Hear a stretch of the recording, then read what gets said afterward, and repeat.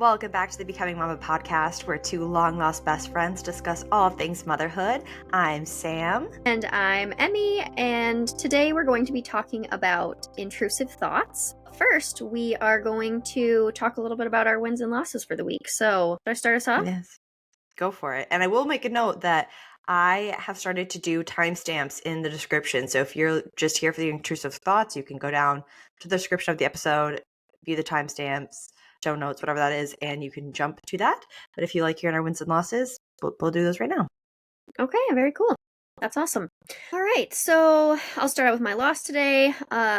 We have had a house full of sick kids for about the last 2 weeks, so that's been kind of exhausting because it's really tacked on to these days of bad weather where we've had like this rotation of like freezing cold, snowstorms, fog, snowstorms, fog, fog, fog, fog. So it's just getting really old trying to maintain a routine and a work schedule when every morning it's like, oh, another late start.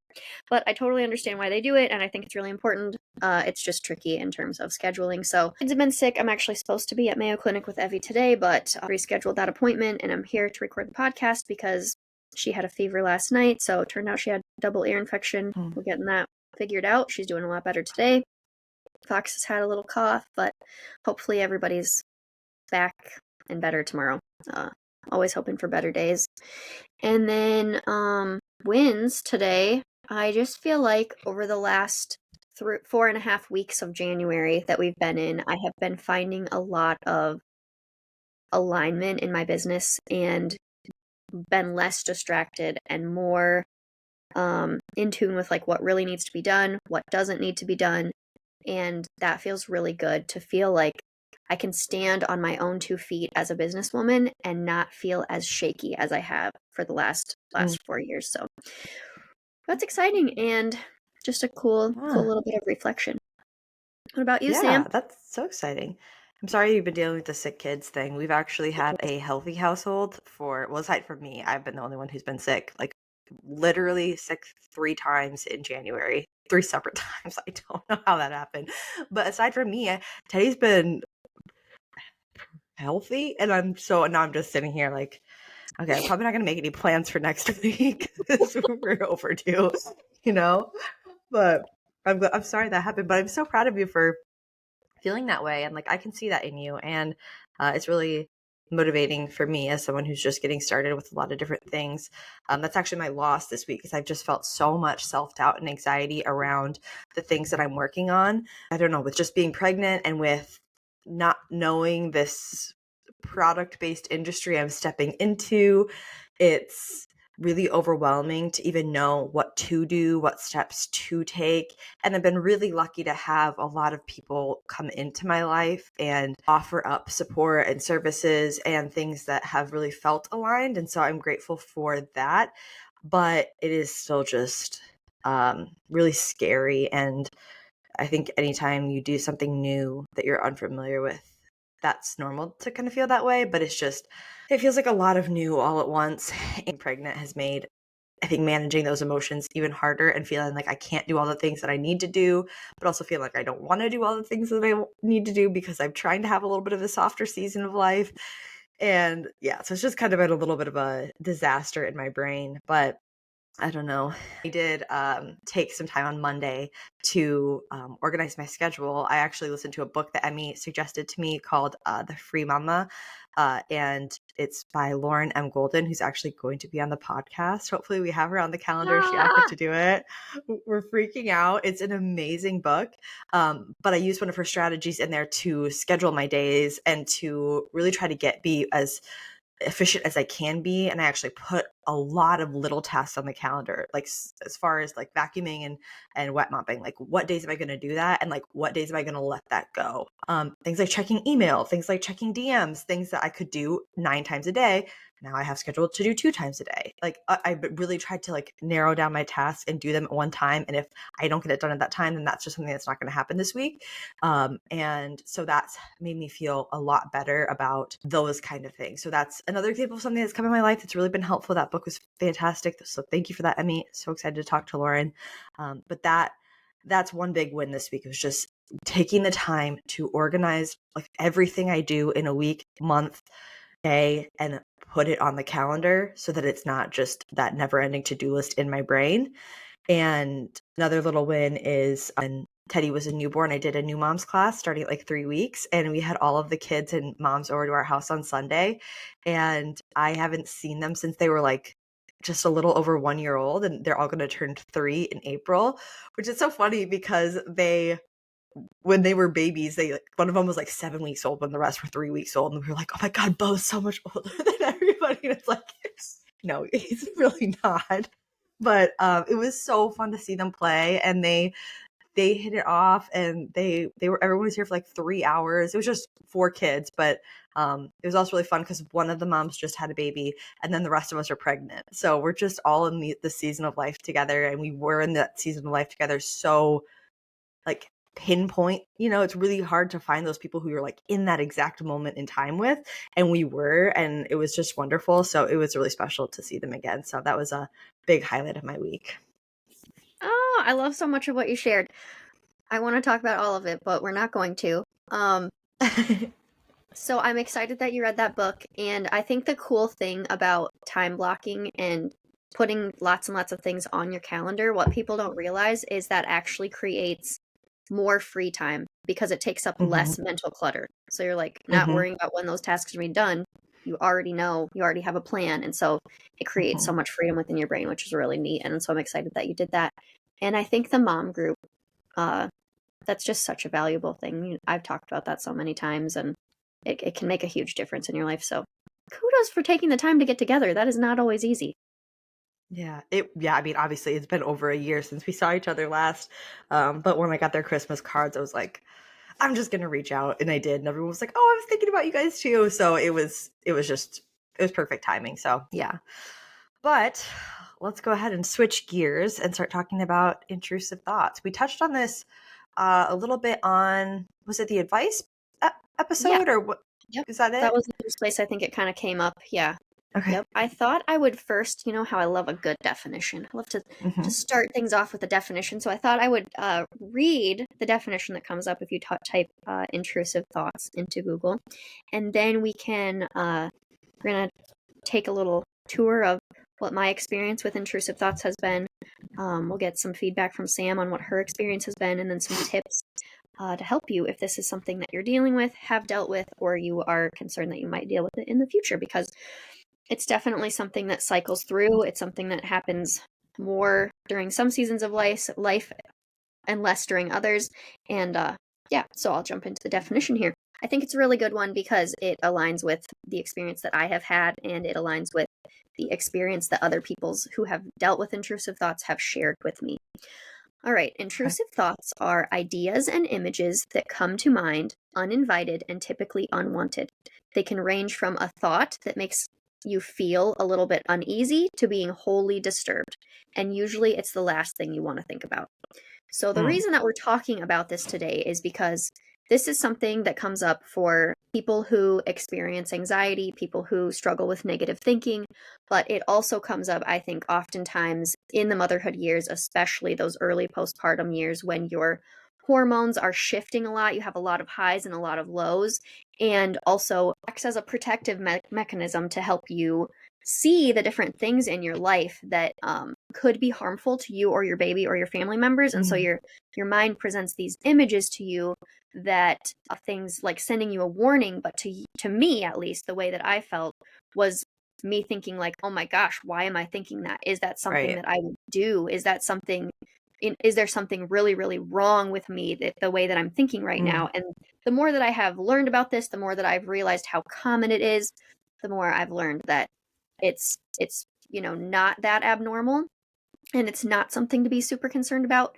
unless you are having those urges of like, oh, I feel like I'm going to act on this. That's a huge red flag. That's when you should be getting some professional help, reaching out to your community, getting more support, making sure that you have all of the tools and resources that you need in order to be safe and keep you and your family and your baby safe. So just something to keep in mind as we dive into this topic.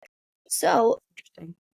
Yeah, anything you want to share based on that definition? Does that resonate with you in any way? Yeah, I would say I have intrusive thoughts. I nothing that has ever been super alarming to me, but I understand your definition, and I understand how, especially like when you're involved in it, that how scary that could be to have those thoughts. Like, why would I think that unless that's something that there's something in me that wants to do that or could do that. Like I totally understand that. And I've heard from a lot of people, especially in postpartum, or in those early new mom days, of feeling like you're on high alert of everything that could go wrong. Of like, I think one of my friends was like, anytime I would walk by a balcony, I would like imagine myself throwing the baby off the balcony.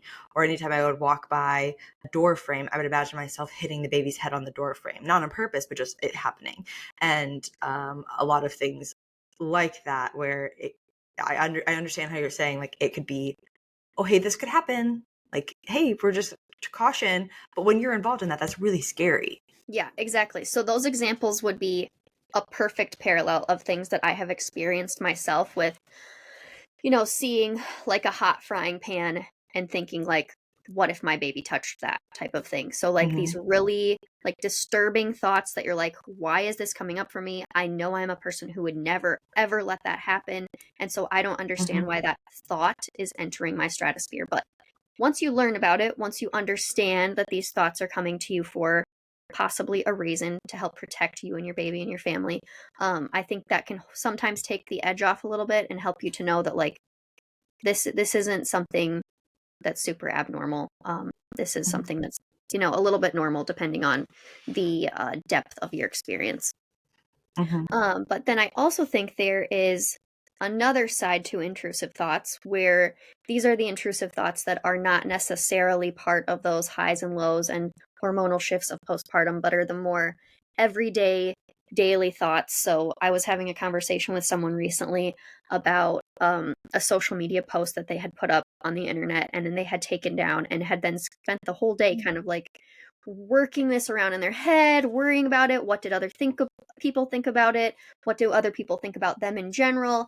Coming up with kind of like these tracks of like, these intrusive thoughts that are coming up again and again and again throughout the day that are kind of like those anxious thinking, those negative thoughts, but also are along the lines of just making you feel a little bit uneasy, a little bit shameful, a little bit uncomfortable, embarrassed, thoughts that probably are not going to be very productive, not very helpful, not lead Yeah. anywhere that's going to actually improve your day in any way, uh, or also have really much meaning, because especially with like that example of a social media post, most likely anybody who saw it out in the real world who had a thought about it, that's probably never going to come back to the person who put the post up there.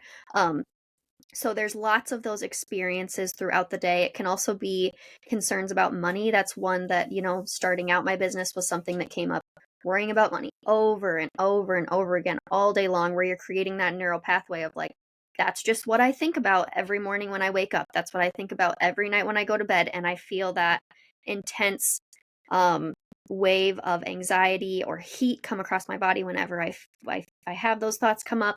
And so at some point during my experience, I realized, like, first of all, when is this happening? When is this most challenging for me in my day-to-day life outside of postpartum? And realizing that there was definitely some alignment with my cycle. So I have that nice build where I'm having more positive thoughts, more happy thoughts as I'm coming up to ovulation, have ovulation, and then it's the downward spiral of like, now I can't sleep, now I'm Yeah. worried about lots of things, now I have lots of anxious thoughts, undesired thoughts coming up for me that are definitely negative thinking patterns. And usually, if I tracked it, I could probably say, I have the same negative thoughts on the post ovulation that I do, every single month. It's a Right. recurring Yeah. thing a lot of times. But realizing that I wanted to disrupt this, I wanted to interrupt it, and I didn't really realize that until I had Evie.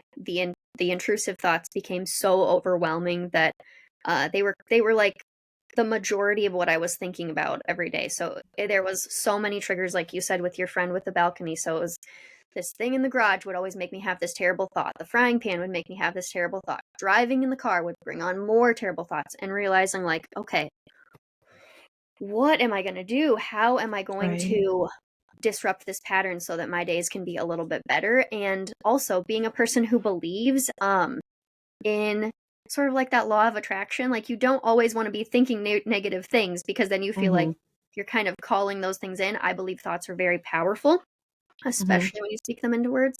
So realizing that I needed some tips, I needed some strategies. And so first I'd like to get a little bit more of your experience, like maybe with the day-to-day stuff, and then we'll talk about the tips and strategies that I have. Yeah. I found myself making, if you're watching YouTube, making this face that I make when I'm like a little like triggered, like I scrunch my mouth up like that, because I can relate to this so much, and even on a level that I did not anticipate, honestly. When Teddy was little, I would have intrusive thoughts, and not anything that I was super concerned about, because I knew how much I was struggling. So it was just kind of like, yeah, of course you're having these thoughts because you are sad, you're depressed, you're exhausted, you're all of these things. Like, this is just your brain. And then I've kind of always had anxiety around my parents dying and things like that. And especially when things are really good in life, I have a lot of intrusive thoughts of all of the things that could go bad. Like, I'm preparing myself for the worst case scenarios, and I will have very vivid images of me getting horrible phone calls, and that's always at night. And it's just really, it's something I've worked through a lot in therapy, of coming to terms with what my brain is trying to do, and not fighting the thoughts as much, but is saying, like, I see what you're trying to do, but this is not helpful. And that has helped with that coming to an end. And I would say now more so, that anxiety that I talked about at the beginning of this podcast, which is kind of crazy how this come full circle. It's been over the past, few, years, honestly, years, having been an online coach, having a product that I'm supposed to be selling primarily through my social media and things like that. I get really in my head every single day about what I'm going to post and what I'm going to say. And is somebody going to see it? Is somebody going to like it? If they don't, then they don't like me. And being someone who already has a lot of complexes around being inherently disliked, like, I meet somebody and I think they already dislike me, like, first thing off the bat. Like, I just, how I have lived most of my life being told at 8 years old that people inherently dislike me. And so those thoughts run in my head all day long of like, yeah, well, this isn't going to ever work for you because no one likes you. No one's going to like what you put out there, all of those things. And it's, when to hear you talk about the money thing, I feel like I can relate to that so much on this, well, everybody hates you thing. It's all day, every day. And I don't even realize how frequently it happens, because it's just my inner monologue all the time. And sometimes I can cut it off, but most of the time it's just like that background chatter. And I think that's the hardest part with those like chronic intrusive thoughts, or that chronic dialogue, that it's like you don't even know that it's happening. So how do you stop it? Because it's been just your baseline, Does that make sense? Yeah, I love what you said, chronic dialogue, because I think for so many of us, that's exactly what it is. It's just like this script that's running in the back of our mind all the time, and it gets a little bit more intense once in a while. Once in a while, it's a little bit more muted. But the problem with it is that it always takes away our peace. So it's, it's sort of like that song that's stuck in your head that you can't get out, and you're like, oh my gosh, okay, I've gotten to the point now where I'm done with this. I don't want to listen. I don't want to hear this in my head anymore. And Yeah. to the point where I'm ready to shift to a new state of mind that's clearer, more peaceful, and allows me to actually be a productive member of society, or a rested member of society. Yes. If, Yes. based on what you need or what you want. So that's sort of an inside joke based on a conversation we were having earlier. Yeah. But anyway. Yes. So what can you do about it?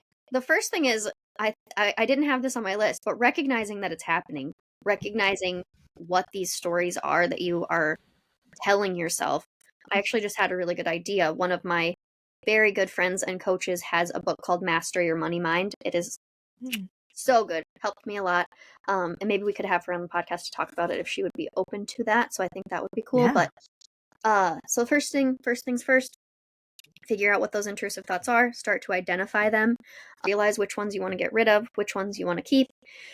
And if any, I don't know why you'd want to keep any, but it's definitely a constant journey of, once you eliminate one set of intrusive thoughts, new ones generally come up. And that's what people are talking about when they're saying like, I'm doing the healing work.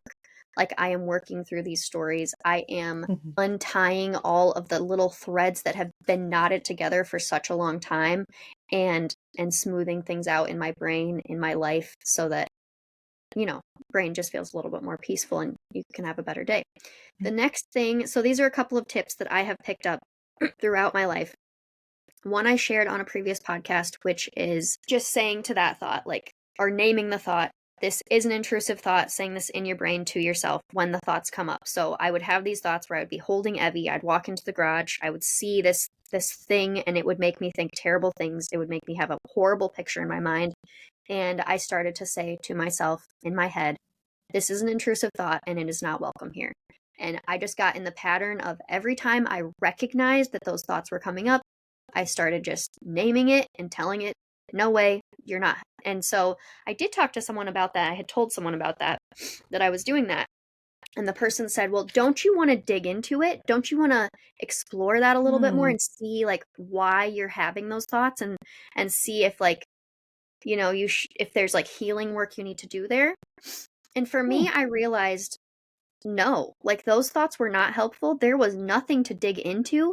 It was just that I was having these images come up in my head and they needed to be gone. And once they were gone, things were fine. There was no residual discomfort or anything like that. So just in case that's a question that you're having, maybe a thought that came up for you when I'm saying these things, that's how I think about it. But some things do need to be worked into. Some things we need to pry into a little bit more.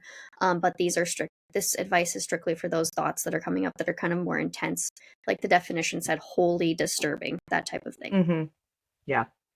Another tip that I have used in the past, I dealt with some pretty challenging things at my day job back when I worked full-time as a school psychologist, and there would be situations that would come up that would disrupt my peace to the core, leave me in the bathroom crying in the middle of the night type situations. And I realized that those were oftentimes the thoughts didn't really feel like my own. They were actually the repeating of other things people said to me or said near me. Maybe it wouldn't even be directed at me, but just things that were said as part of meetings, as part of conversations that for some reason were really triggering and kept, coming up in my brain again. And so what I actually started doing was naming those thoughts, the name of the person, a person that I really did not want to be associated with or like. And so I'm actually going to change the name for this podcast. We're going to call it Tracy, just because that's my mom's nickname. So I'm just going to say right now, like, that's not who this is referring to in any way. But I would just say, that's Tracy talking, not me. And I don't want to have a conversation with Tracy right now. I've heard this one, and every time I hear it, especially is when it relates to negative self-talk, is when I've heard it. And people say to call it Regina George.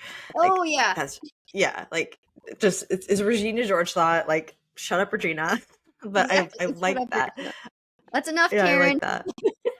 I don't know how you didn't do that though, like with the job that you had and the things you probably heard. Like but this is kind of like what Mia talked about on the podcast of like, is this mine? Like, is this worry mine? Is this problem mine? Is this emotional burden I feel right now mine?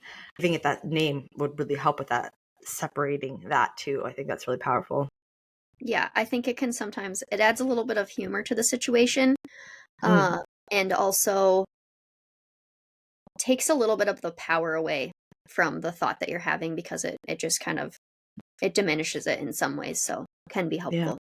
And then my last two little tips here, those are primarily the psychological tips. These are more nutritional tips. So I oftentimes will take natural calm at night, especially post-ovulation, because the magnesium really helps with just emotional regulation. And I don't really know the nutritional ins and outs, honestly, of how it works, but I do know it's a calming supplement. Yeah. Very calming, and it helps me to just relax and remove myself in some way from difficult thoughts that I'm having, helps me sleep a little bit better. And then, as I have said many times on the podcast, eliminating caffeine from my diet has helped with this a lot, because I just found that those voices and those thoughts are so much more amplified when my anxiety is higher, and coffee makes my anxiety higher. So, Mhm. um, any thoughts on the tips I shared, Samantha, besides what you already contributed? I will just say one thing that kind of goes along with the thoughts that the thought that you shared of, naming the thought the intrusive thought, and saying that it's not welcome and to not give it the power. I texted you this quote after our advice podcast. I was like, oh man, this is too late. But right, we recorded that like 2 weeks ago.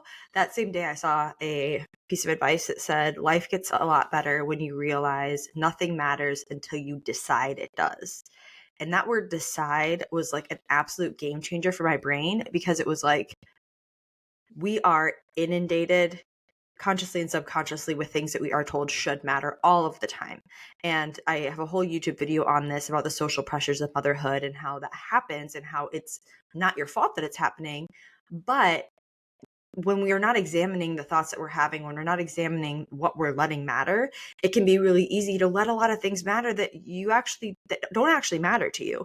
And this is where values work and all of that comes in. And I know all of that. Like, I've done my values work. I do my values work. I do my prioritizing. But still in the back of my mind, that conversation I was talking about and the things that matter subconsciously can get really loud. And like actively looking at those thoughts and being like, I'm feeling anxious about this, I'm feeling worried about this, I'm feeling sad about this, and whatever that feeling is I'm having, and then being like, does this matter to me really? Do I want this to matter to me really? And like, because those thoughts that the things that can like matter to us can be really repetitive and really like intrusive, in the sense that it's like they keep coming back and keep coming back and keep coming back. And there's just been certain things that I have let bother me for years and years that I am actively now on a daily basis, when those thoughts come up, telling myself like, I choose to not let this matter. I decide this does not matter. And that if it might matter, but I will find other things that I can do to not have to have this matter. Right. Like, I can't think of a good example aside from the one that I would give that I don't really feel like disclosing. But let's say it's like, I keep beating myself up because I'm not as fast as I once was. Like, in this season of life, I'm not going to be as fast as I once was.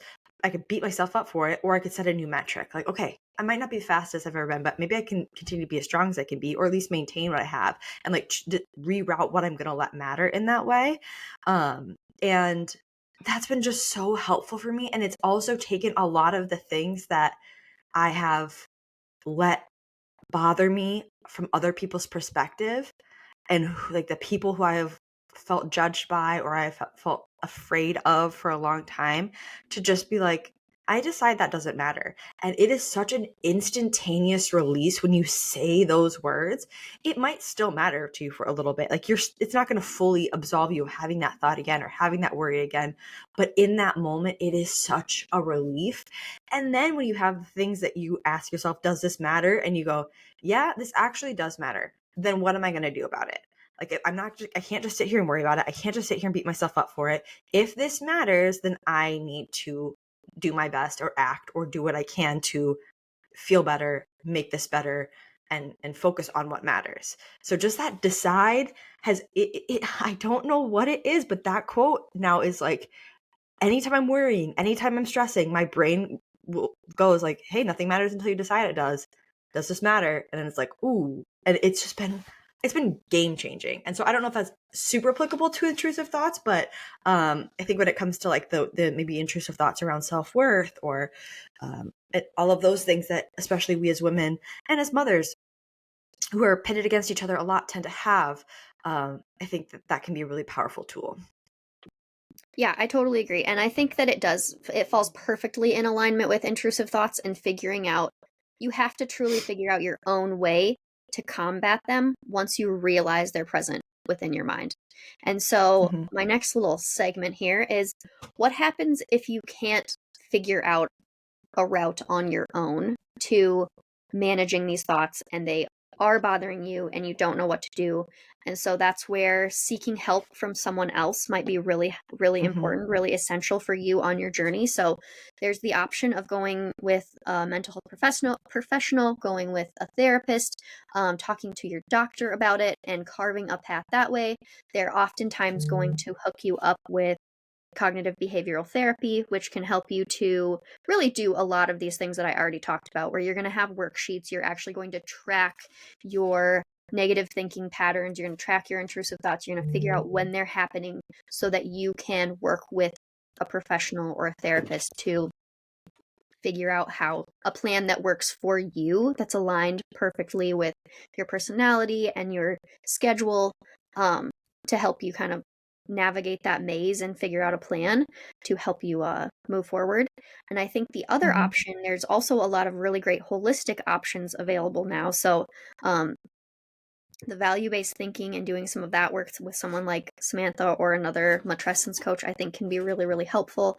And then there's also people who do much more, I guess woo-woo would be a good word, work on this type of thing. So a lot of things that I have been exposed to, I was actually in like a little women's mother's circle for a good part of the 2023.